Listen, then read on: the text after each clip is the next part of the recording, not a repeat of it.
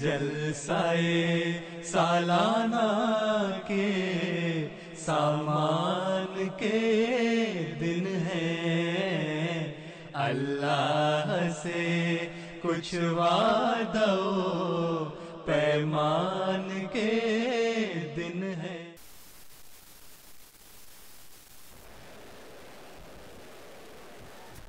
Assalamualaikum warahmatullahi wabarakatuh. I'm Adnan Burke. It's great to have you with us here once again as we're broadcasting live on MTA for all those of you curious to see what's happening at US Jalsa here in Harrisburg, Pennsylvania. Day 2, the afternoon session is about to begin momentarily, but once again we've had some wonderful guests here. Falal Shams just joining us momentarily about minutes ago talking about MuslimSunrise.ca, a fantastic magazine. It's the oldest, in fact, Islamic publication in the United States, going back to 1920. The latest issue is all about chastity, so definitely encourage you to check that out at MuslimSunrise.ca, and also his book Al-Qasida, which may not be available here at the US Jalsa, but is available in the UK, and hopefully more information coming in regards to that on Al-Islam. We continue, though, the great roster of guests here, and it is a pleasure to bring in Tiena COULIBALY, who is the ambassador to Mali. You're currently in Washington, D.C. Thanks so much for coming today. Sure, thank you. Thank you for letting me. Yeah, what has the Jalsa experience been like for you so far? What has the Jalsa been like for you? Well, I must say that it is my first time to be invited to it, and I'm very, very honored for that. I just came in, and well, I guess we'll meet all the people. I'm very, very excited about it. Yeah. And of course, before I came here to participate to that ceremony, I am used to the Ahmadiyya Muslim community because they are in Mali, and they're doing a very, very good job in Mali. Yeah. What have you seen from the Ahmadiyya Muslim community in Mali when you were there? In Mali, I must say Mali is a country of a little bit more than 15 million people now, out of which 85 to 90% is Muslim.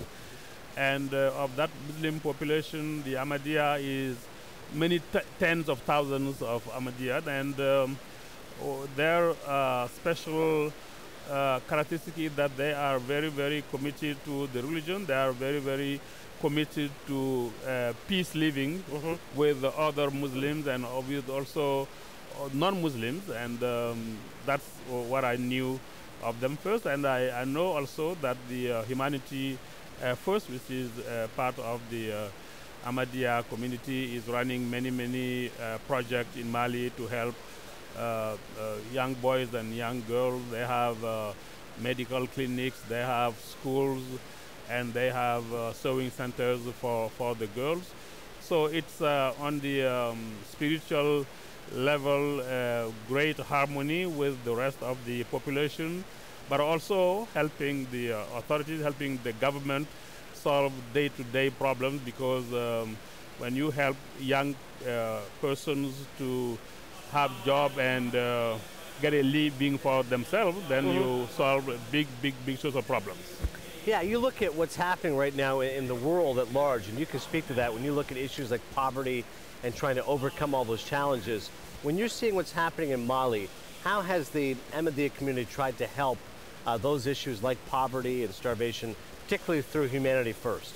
Yeah, well, you know, when you see what is happening in Mali now, you know, Mali has been under great political pressure in the last years. Starting 2012, we had rebellion in the north, but then we had extreme jihadists. The extreme jihadists mostly go into young boys and have kids become soldiers.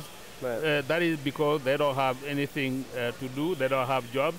And the Ahmadiyya is a community that is in the religion. So just like the jihadists are, we're all Muslims, but they do not teach violence. They do not teach the war. They teach the young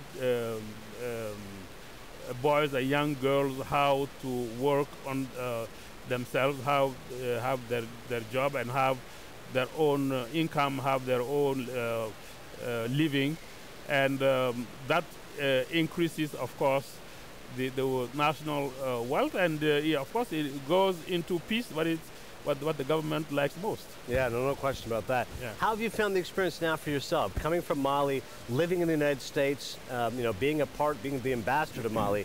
How have you found the experience for you? Yeah, as ambassador of Mali, like I told you at the beginning, I'm very, very happy and very proud that I have been invited. The president of the Department of DC went to my office to convey me to come to here in what is the name of the city?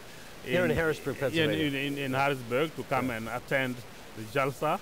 And I'm very, very happy that he invited me.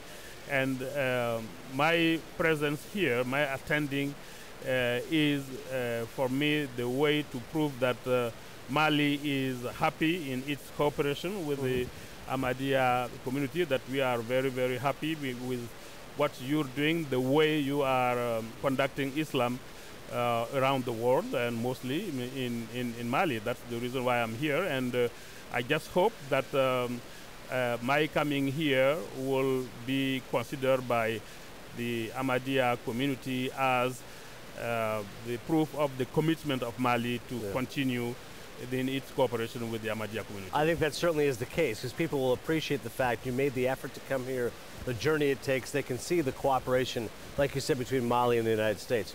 What aspect of Islam, of Ahmadiyya, do you personally look at and say, I wish that all people could embrace this style of life? You know, without looking at the religion specifically, but what part of it do you like?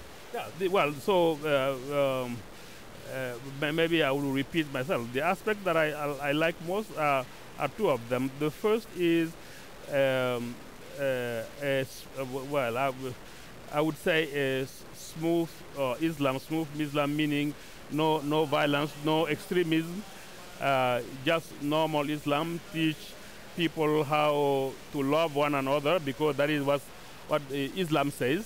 That's in the way of adoring God. Right. And second way, through with the religion, also help people who are in need.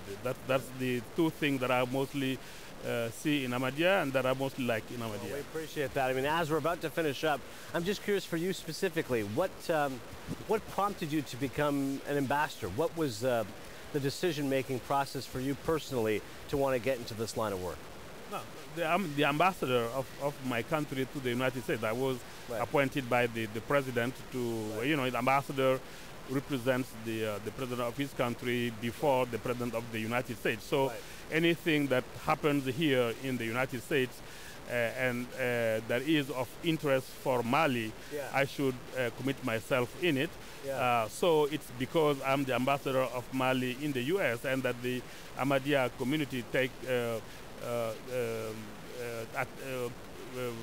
has its Jalsa here in the United States, that I'm interested as a representative of the government of Mali to come and say a few words in the name of my country. Well, it's really been refreshing for us to have you here, and for myself to know, like you said, the country of Mali, to have 15 million people there, to know how strong Ahmadiyya is there, how many Ahmadis are there. We really appreciate you coming, and I hope you enjoy yourself here at the Jalsa.